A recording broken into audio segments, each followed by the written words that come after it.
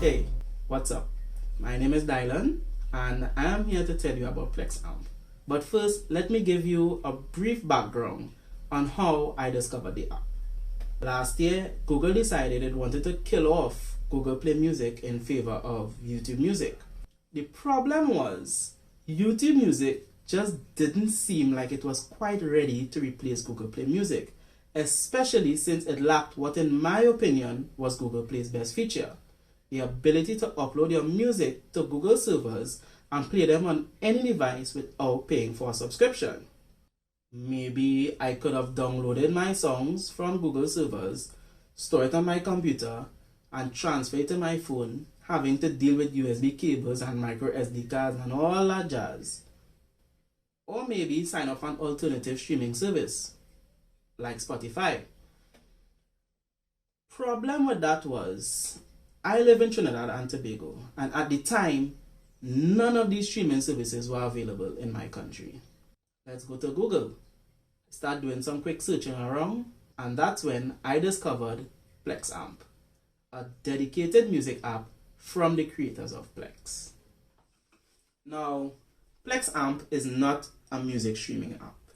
Although it acts like one, it's just like the main Plex app that serves up your files from a server that you have somewhere onto your devices. And while the main Plex app always allowed for you to play music, it just never felt like a dedicated music app.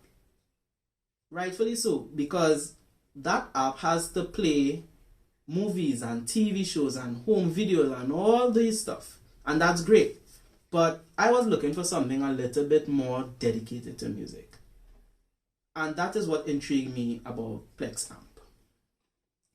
So I upgraded my free account, got myself a Plex Pass, and downloaded the app. And to my surprise, Plex Amp was just awesome. The app was well designed. UI is beautiful. It uses the artwork to create blurred backgrounds so that the app never looks boring. It also has some pretty cool features like offline downloading and artist mixes and radio stations. But one feature in particular that drew me even closer to the app is something that Plex recently released called Supersonic. Supersonic essentially lives inside of your Plex server. Once enabled, it will scan your entire music library, checking your songs, artists, and albums for similarities sonically. Then, it provides recommendations inside of Plex Amp. One of my favorite ways to see this in action is actually right on the home screen, in this section here called Mixes for You. Plex provides mix based on artists you would have recently listened to, and then sonically matches them with one another and put them inside of playlists.